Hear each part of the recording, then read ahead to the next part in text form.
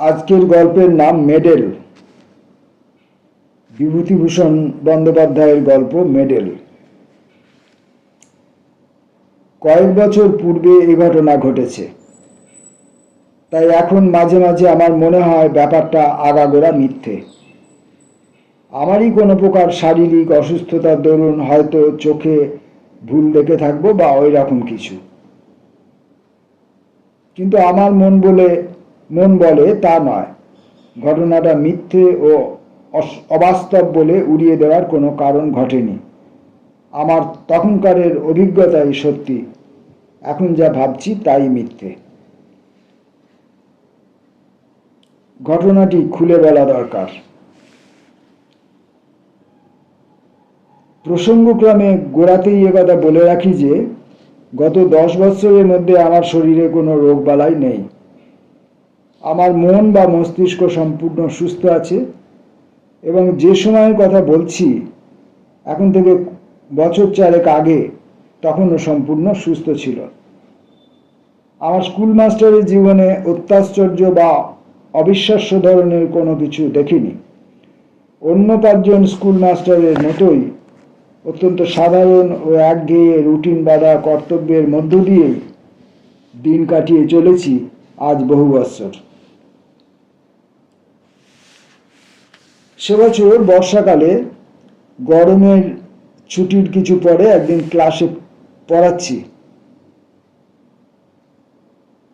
এমন সময় একটি ছেলে আরেকটি ছেলের সঙ্গে হাত কাড়াকাড়ি করে কি একটা কেড়ে বা ছিনিয়ে নেওয়ার চেষ্টা করছে। আমার চোখে পড়ল। আমি ওদের দুজনকে অমনোযোগিতার জন্য ধমক দিতে অন্য একটি ছেলে বলে উঠল, স্যার, কামিক্ষে সুধীরের মেডেল কেড়ে নিচ্ছে।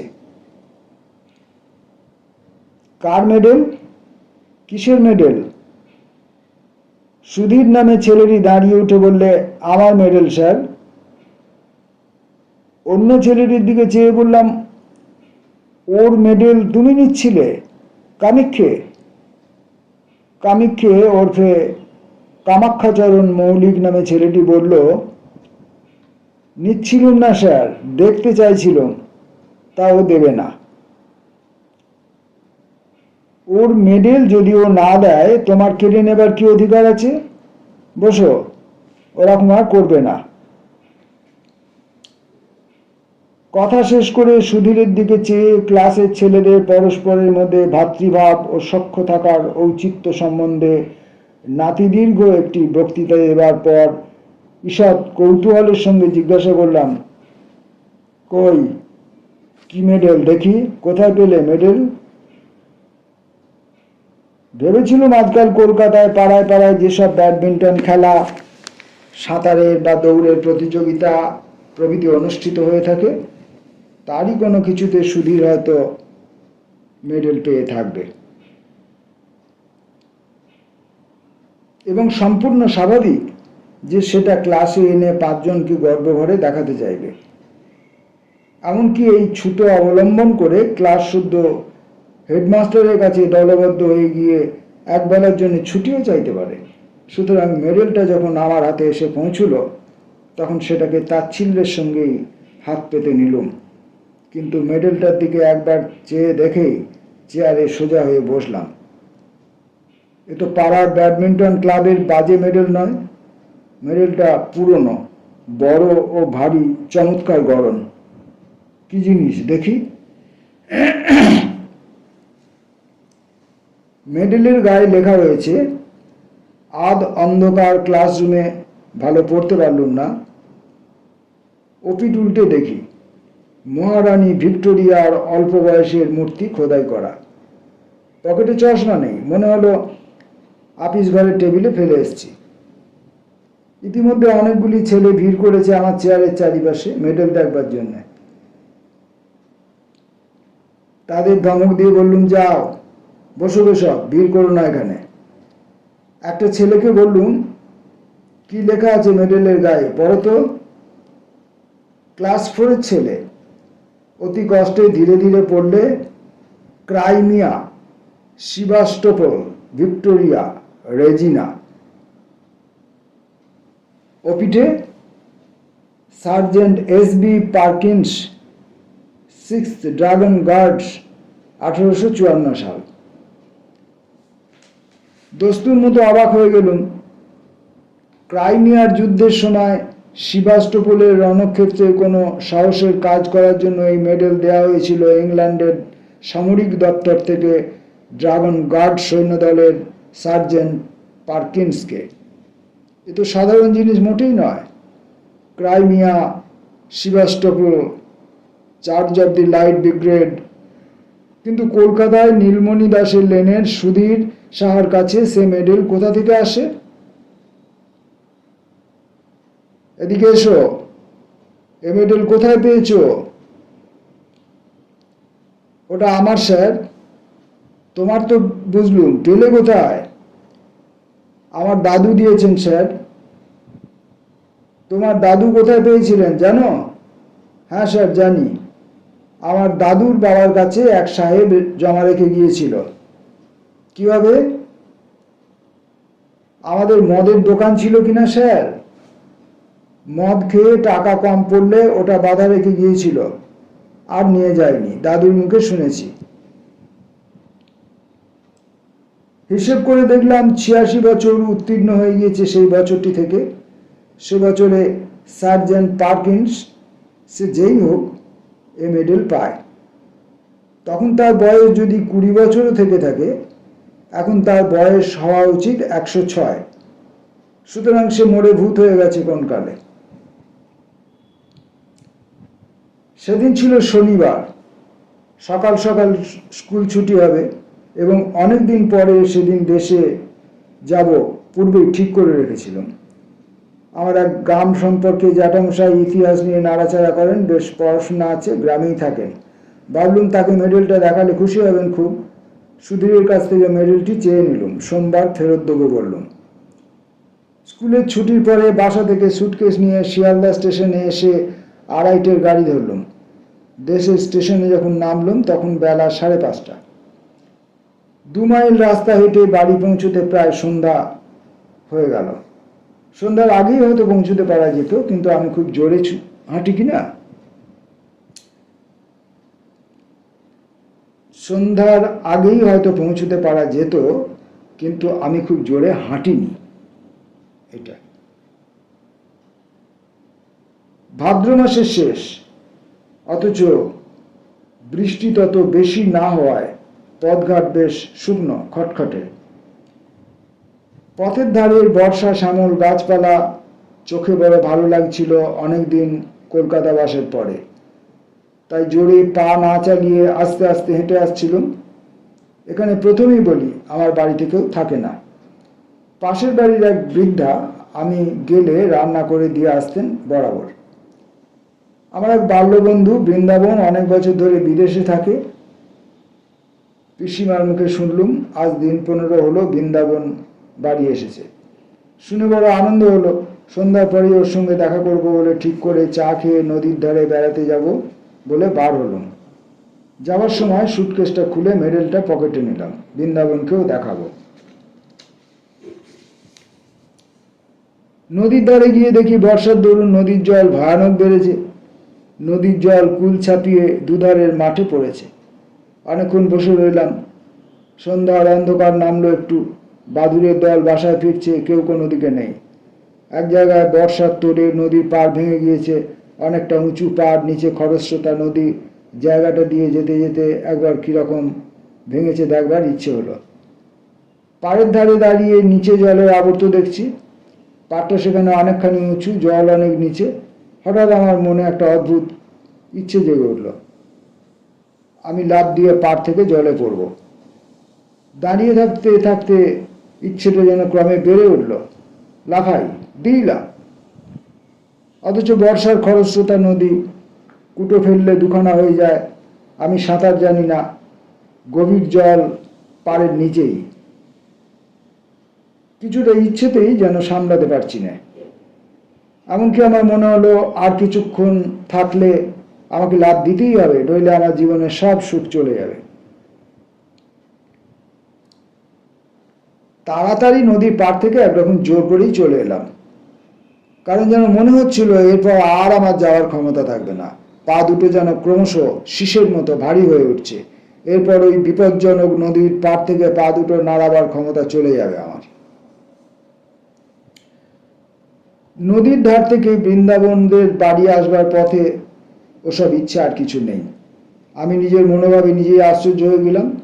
কি অদ্ভুত! এরকম হওয়ার মানে কি? ট্রেনে বসে অতিমাত্রায় ধূমপান করেছিলাম মনে পড়ল। এই ভাদ্র মাসের গরমে অত ধূমপান করাটা ঠিক হয়নি। তার উপর বাড়ি এসে 2-3 পেয়ালা চা খেয়েছি। এসবেরই কারণে ওরকমটা হয়ে থাকবে, নিশ্চয়ই তাই। বৃন্দাবনের বাড়ি গেলাম। বৃন্দাবনকে অনেকদিন পরে দেখে সত্যিই আনন্দ হলো। দুজনে অনেক রাত পর্যন্ত বসে গল্প করলুম। অনেক বছর ধরে জমানো অনেক সুখ দুঃখের কাহিনী। বড় গরম পড়েছে। আজ কোথাও এতটুকু বাতাস নেই, ভাদ্র মাসের গুমট গরম। বৃন্দাবন বললে, চল ভাই, ছাদে গিয়ে বসে গল্প করি, তবু একটু হাওয়া পাওয়া যাবে। তুই আমাদের এখানে খেয়ে যাবি, মা বলে দিয়েছেন। তোদের বাড়িতেও খবর দেওয়া হয়েছে। দুজনে ছাদে উঠলুম। বাড়িটা দোতলা। দোতলায় ছাদের উপর একখানা মাত্র ঘর আছে। আমি জানতুম বৃন্দাবনের কাকা ওই ঘরটায় থাকেন। দোতলার ছাদে উঠে দেখলুম বাড়ির পিছনের দিকটায় বাঁশের ভাড়া বাঁধা। বললুম, বাড়িতে রাজমিস্ত্রি খাটছে বুঝি বৃন্দাবন? হ্যাঁ ভাই, কাকার ঘরটা মেরামত হবে। উত্তর দিকের দেয়ালটার গা থেকে নোনা ধরা ইটগুলো বার হচ্ছে। বৃন্দাবন দোতলা ঘরটার মধ্যে ঢুকলো। আমার কিন্তু মনে কেমন একটা অস্থির ভাব। খানিকক্ষণ ঘরের মধ্যে গল্প করে আমি একটু জল খেতে চাইলুম। বৃন্দাবন জল আনতে নিচে নেমে গেল। আমি ছাদে পায়চারি করতে লাগলুম। ছাদে কেউ নেই, অন্ধকার ছাদটা। যেদিকটায় রাজমিস্ত্রি ভাড়া বেঁধে কাজ করছে, পায়চারি করতে করতে সেখানটায় গিয়ে দাঁড়িয়ে আছি। হঠাৎ আমার মনে হলো, ছাদ থেকে লাফ দিয়ে পড়িনি কেন?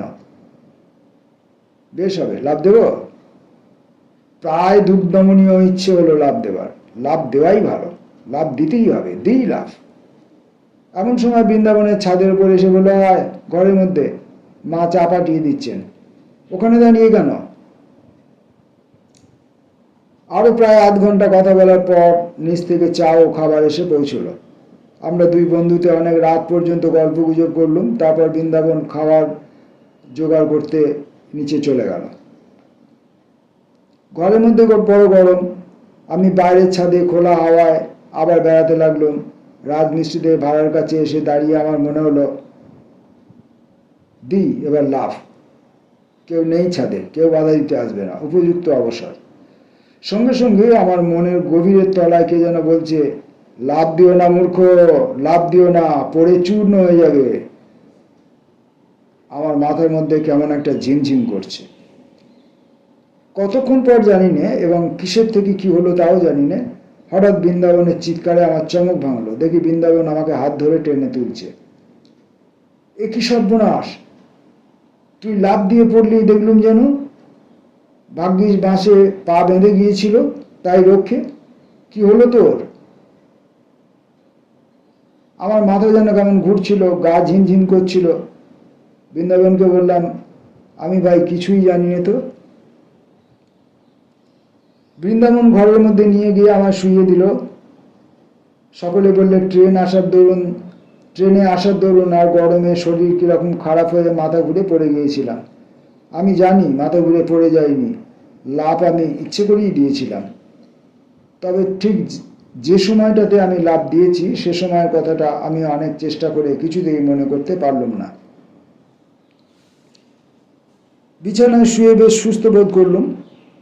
পাশ ফিরতে হঠাৎ যেন কি একটা শক্ত জিনিস বুকের কাছে ঠেকলো। পকেটে হাত দিয়ে দেখি সুধীরের সেই মেডেলটা। আশ্চর্য, এটার কথা এতক্ষণ একেবারে ভুলেই গিয়েছিলাম। বৃন্দাবনকে সেটা দেখালাম। ওদের বাড়ির সকলে মেডেলটা হাতে করে ঘুরিয়ে ফিরিয়ে দেখলে। রাত্রিরে নিজের ঘরে এসে শুয়ে পড়লাম। আমার বাড়িতে কেউ নেই বর্তমানে, একাই থাকি এক ঘরে। একটা জিনিস লক্ষ্য করেছি, যখন থেকে বৃন্দাবনের বাড়ি থেকে বার হয়ে পথে পা দিয়েছি তখন থেকেই কেমন এক ধরনের ভয় করছে আমার।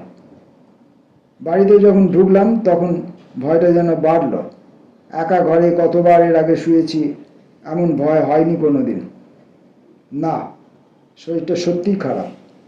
শরীর খারাপ থাকলে মনও দুর্বল হওয়া খুবই স্বাভাবিক। আলো নিভিয়ে শুয়ে পড়লাম। আমার শিয়রের কাছে একটা বড় জানালি দিয়ে বাড়ির পেছনের বন বাগান চোখে পড়ে। বেশ জ্যোৎস্না উঠেছে, কৃষ্ণপক্ষের একাদশীর জ্যোৎস্না। হাওয়া আসবে বলে জানালাটা খুলে রেখেছি। কতক্ষণ ঘুম হয়েছিল জানি না, ঘন্টাখানেকের বেশি হবে না। হঠাৎ ঘুম ভেঙে গেল।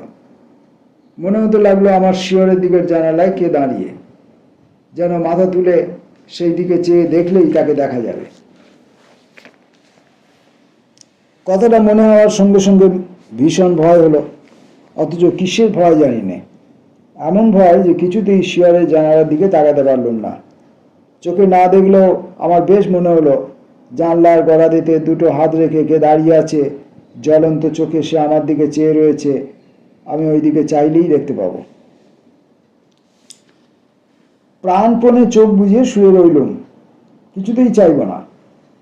ঘুমোবার চেষ্টা করলুম, কিন্তু ঘরের মধ্যে কোথাও কি ইঁদুর পচেছে, কিসের পচা গন্ধ, যেন আয়োডিন, লিন্ট, মলম প্রভৃতি উগ্র গন্ধের সঙ্গে পচা ক্ষতের গন্ধ মেশানো। এতকাল বাড়িতে থাকা নেই, যার উপর বাড়িঘর পরিষ্কার রাখার ভার, সে কিছুতেই কিছু দেখাশোনা করে না বোঝা গেল। কে যেন আমার মনের ভেতর বলছে, চেয়ে দেখ, চেয়ে দেখো, তোমার মাথার শিয়রের জানালার দিকে চেয়ে দেখো, দেখো না। ঘরের চারিধারে কিসের যেন একটা প্রবাহ, কোনো অমঙ্গলজনক, হিংস্র, উগ্র, অশান্ত ধরনের ব্যাপারটা ঠিক বলে বোঝানো যায় না। আমি যেন ভয়ানক বিপদগ্রস্ত। সে এমন বিপদ যা আমাকে মরণের দৌড় পর্যন্ত পৌঁছে দিতে পারে। এমনকি সে দৌড়ের চৌকাঠ পার করে অন্ধকার মৃত্যুপুরীর হিমশীতল নীরবতার মধ্যে ঢুকিয়েও দিতে পারে। আমি চাইব না, আমি কিছুতেই চাইব না শিয়রের জানালার দিকে। কিন্তু যে প্রভাবই হোক, আমার ঘরের মধ্যে দেয়ালের এপিঠে তার অধিকার নেই। বহুকাল ধরে পূর্বপুরুষেরা বাস্তু শালগ্রামের অর্চনা করেছেন এ ঘরে, এর মধ্যে কারো কিছু খাটবে না। আমার মনই আবার এই কথাগুলি যেন বললে, অন্ধকার রাত্রে নির্জন ঘরে মন কত কথা কয়। জানলার ধারে কি যেন একটা শব্দ হলো, অদ্ভুত ধরনের শব্দটা। কে যেন জানলার গড়াদের উপর ঠোকা দিয়ে আমার দৃষ্টি আকর্ষণ করতে চাইছে, একবার, দুবার, তিনবার। ভয়ে আমার বুকের মধ্যে ঢিপ ঢিপ করতে লাগলো। কাউকে ডাকবো চিৎকার করে? একবার চেয়ে দেখবো জানলার দিকে, জিনিসটা কি? হঠাৎ আমার মনে পড়লো একটা ধাড়ি বেঁজি অনেকদিন ধরে বাইরের দেওয়ালে কড়িকাঠের খোলে বাসা বেঁধে আছে। আজ বিকেলেও সেটাকে একবার দেখেছি। জানালার ওপর কাঠে সেটা পোকামাকড় বা জোনাকি ধরছে, এ তারই শব্দ। কথাটা মনে হতেই মনের মধ্যে সাহস আবার ফিরে এলো। ঘাম দিয়ে জ্বর ছেড়ে গেল যেন। শরীর অসুস্থ থাকলে কত সামান্য কারণ থেকে মানুষ ভয় পায়। পাশ ফিরে এবার ঘুমাবার চেষ্টা করলাম স্বস্তির নিঃশ্বাস ফেলে। কিন্তু আমার এ ভাব বেশিক্ষণ স্থায়ী হলো না। এ ধারণা আমার মন থেকে কিছুতেই গেল না যে আজ রাত্রে আমি একা নই, আরও কেউ এখানেই আছে। নিদ্রাহীন চোখে সে আমার উপর খড় দৃষ্টি দিয়ে পাহারা রেখেছে। আমার সে নিরাপদে বিশ্রাম করতে দেবে না আজ। বারবার ঘুম আসে, আবার তন্দ্রা ছুটে যায়। অমনি জেগে উঠি, কিন্তু চোখ চাইতে বা বিছানার উপর উঠে বসতে সাহস হয় না। আর এই শব্দটা মাঝে মাঝে জানলার গড়াদের ওপর হতে শুনি, মৃদু করাঘাতের শব্দ যেন। শব্দটা বলছে, চেয়ে দেখ, পেছন ফিরে জানলার দিকে চেয়ে দেখ।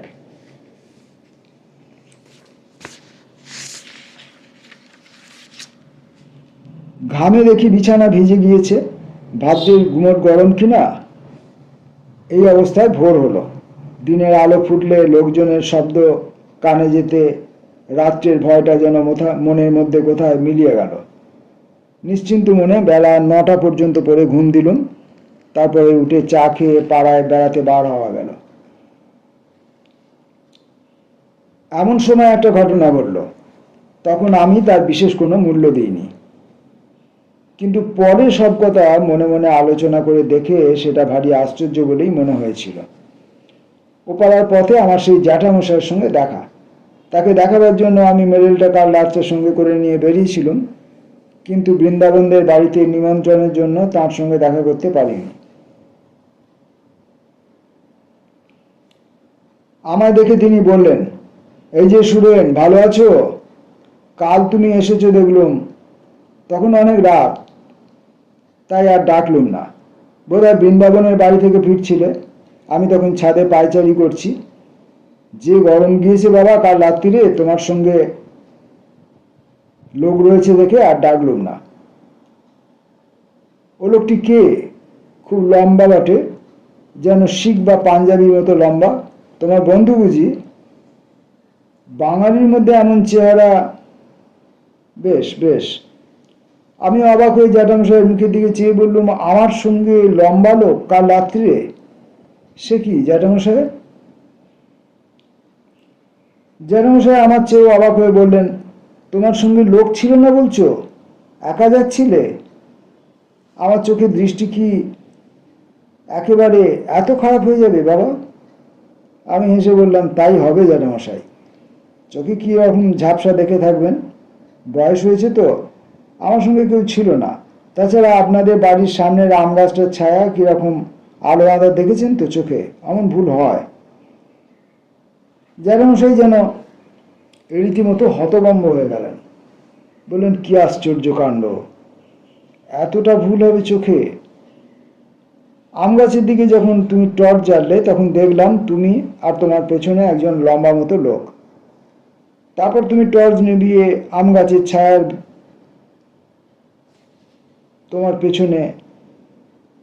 মধ্যে তোমার পেছনে একটা লম্বা মতো লোক। তারপর তুমি টর্চ নিভিয়ে আম গাছের ছায়ার মধ্যে ঢুকলে। তখনও জ্যোৎস্নার আলো আর আম গাছের ছায়ার অন্ধকারে আমি বেশ দেখতে পেলুম লোকটি তোমার পেছনে পেছনে যাচ্ছে। তোমার মাথার চেয়েও যেন 1 হাত লম্বা, তোমার একেবারে ঠিক পেছনে। তবে খুব ভালো তো দেখতে পেলুম না অত দূর থেকে, আর আলো অন্ধকারের মধ্যে স্পষ্ট কিছু দেখা গেল না।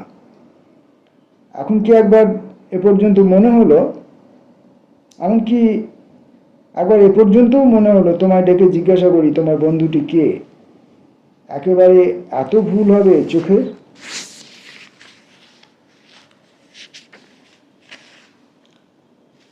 জ্যাঠামশাইকে পুনরায় বুঝিয়ে বললুম, আমার সঙ্গে কাল কেউ ছিল না, আমি একাই ছিলাম। সুতরাং তার দৃষ্টিশক্তির গোলমাল ছাড়া এ ব্যাপারে অন্য কোনো সিদ্ধান্ত করা চলে না। সারাদিন বৃন্দাবনের সঙ্গে আড্ডা দিয়ে কাটানো গেল। গতকাল রাত্রের ভয়ানক ব্যাপার দিনের আলোয় এত হাস্যকর বলে আমার নিজের কাছেই মনে হলো যে বৃন্দাবনকে সে কথাটা বলিনি। রাতের ট্রেনে কলকাতায় ফিরব। বৃন্দাবনদের বাড়ি থেকে চা খেয়ে বাড়ি এসে সুটকেসটা নিয়ে স্টেশনের দিকে রওনা হয়েছি। তখনই সন্ধ্যার অন্ধকার বেশ নেমেছে। বাউরিপাড়ার বড় বাগানটার মধ্য দিয়ে আসছি। বাগানটা পার হতে প্রায় 5-6 মিনিট লাগে। মস্ত বড় বাগান। বাগানের ঠিক মাঝামাঝি এসে হঠাৎ পিছন ফিরে চাইলুম কি ভেবে। সঙ্গে সঙ্গে আমার সারা দেহ যেন বিদ্যুৎ খেলে গেল। আচমকা ভয়ে আমার সর্বশরীর কাঠ হয়ে গেল। কে ওটা ওখানে দাঁড়িয়ে? রাস্তা থেকে একটু পাশে আগাছার জঙ্গলের মধ্যে আর অন্ধকারে এক অদ্ভুত মূর্তি, খুব লম্বা। তার মাথায় ঘোড়ার বালামচির সেই এক লম্বা ধরনের টুপি, পাতলা লোহার চেন দিয়ে থুতনির সঙ্গে বাঁধা। ছবিতে গোরা সৈনিকদের মাথায় যে ধরনের টুপি দেখা যায়। মূর্তিটা যেন নিশ্চল নিষ্পন্দ অবস্থায় আমার দিকে চেয়ে দাঁড়িয়ে, আমার কাছ থেকে মাত্র 10 গজ কি তার কম দূরে। মরিয়ার মতো আরেকটু এগিয়ে গেলুম। এই ভয়ানক কৌতূহল আমাকে চরিতার্থ করতেই হবে যেন। মূর্তি নড়ে না, চলে না, যেন নিশ্চল পাথরের মূর্তি। কিন্তু বেশ স্পষ্ট দেখতে পাচ্ছি 7-8 গজ মাত্র দূরে তখন মূর্তিটা। আর ঘোড়ার বালামচির লম্বা টুপি ও ইস্পাতের চেনের স্ট্র্যাপ ক্রমশ স্পষ্ট হতে দেখলুম। আমার পা ঠকঠক করে কাঁপতে লাগলো। সারা দেহ কেমন অবশ হয়ে আসছে। মাথাটা হঠাৎ বড় হালকা হয়ে গিয়েছে। বোধহয় আর আধ মিনিট এভাবে থাকলে মূর্ছিত হয়ে পড়ে যেতুম, কারণ সেই ভীষণ মূর্তিটার মুখোমুখি আমি দাঁড়িয়ে। আমার পা দুটো বেজায় ভারী হয়ে রয়েছে, নড়বার উপায় নেই মূর্তির সামনে থেকে। ঠিক সেই সময়ে বাউরি বাগানের পথে লণ্ঠন নিয়ে কারা ঢুকলো। দু তিনজন লোকের গলার শব্দ শুনে আমার সাহস ফিরে এলো। আমি ওদের দিকে ডাক দিলাম চিৎকার করে, ওরা ছুটে এলো। আমার ওখানে বনের মধ্যে দেখে তারা খুব আশ্চর্য হয়ে বললে, ওখানে কি বাবু, কি হয়েছে? তারপর লণ্ঠন তুলে ওরা আমার মুখ দেখে বললে, ও আপনি, কি হয়েছে আপনার? মুখ একেবারে সাদা ফ্যাকাশে হয়ে গিয়েছে, ভয় টয় পেলেন নাকি? বাউরি বাগান জায়গাটা ভালো না, সন্ধ্যের পর এখানে অনেকে ভয় পায়।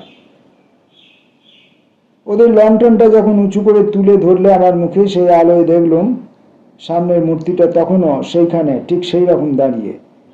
একজন বললে, কি দেখছিলেন এখানে দাঁড়িয়ে বাবু, এই সারা গাছটা?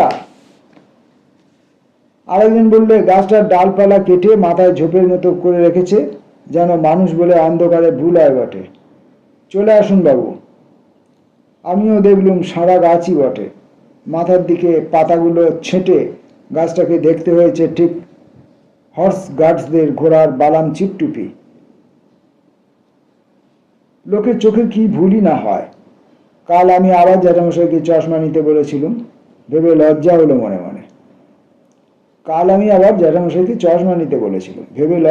মনে মনে। তিনি বৃদ্ধ লোক, তার চোখের ভূত তো হতেই পারে, আমারই যখন এই অবস্থা। ওরা আমায় আলো ধরে স্টেশনে পৌঁছে দিল।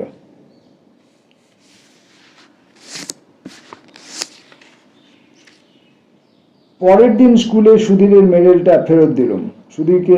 সুধীর বললে, আপনাকে দাদু একবার ডেকেছেন, আমার সঙ্গে ছুটির পর আমাদের বাড়ি আসুন, নিয়ে যেতে বলেছেন।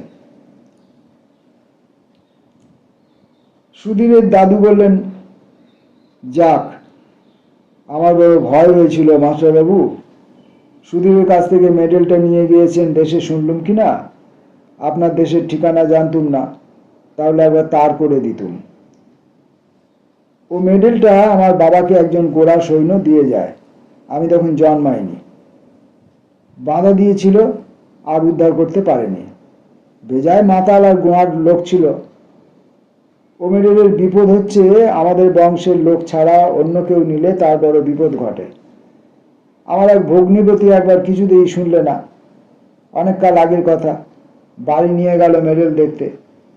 সেই দিনই সন্ধ্যার সময় ছাদ থেকে পড়ে মারা গেল। মৃতদেহের পকেট থেকে মেডেলটা বেরোলো। আমি কলের পুতুলের মতো শুধু শুনে বললুম, ছাদ থেকে পকেটে মেডেল পাওয়া গেল? হ্যাঁ মাস্টারবাবু, আমার নিজের ভগ্নিপতি, মিথ্যে কথা বলবো না, আজ 27-28 বছর আগের কথা। ওটা আরো দু একজন নিয়েছে, তক্ষুনি ফেরত দিয়ে গেছে। বলে রাত্রে ভয় পায়, গা ছমছম করে, কে যেন পেছনে ফলো করছে বলে মনে হয়। ও বাইরের লোকের সহ্য হয় না, প্রাণ পর্যন্ত বিপন্ন হয়। তাই ভাবছিলুম একটা তার করে দেব। একটা কথা বলা দরকার। মাসখানেক পরে আমি আবার দেশে যাই।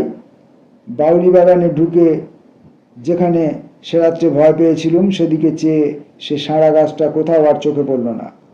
যে আম গাছটার ধারে সারা গাছটা দেখেছিলুম, সেখানে দিনমানে বেশ ভালো করে দেখেছি, কোথাও সে সারা গাছ নেই। যে গাছ কেটে নিলে যে গুঁড়িটা থাকবে, তারও চিহ্ন নেই। কশ্চিনকালে সেখানে একটা বড় সারা গাছ ছিল বলে মনেও হয় না জায়গাটা দেখে। এই ছিল বিভূতিভূষণের গল্প মেডেল। নমস্কার।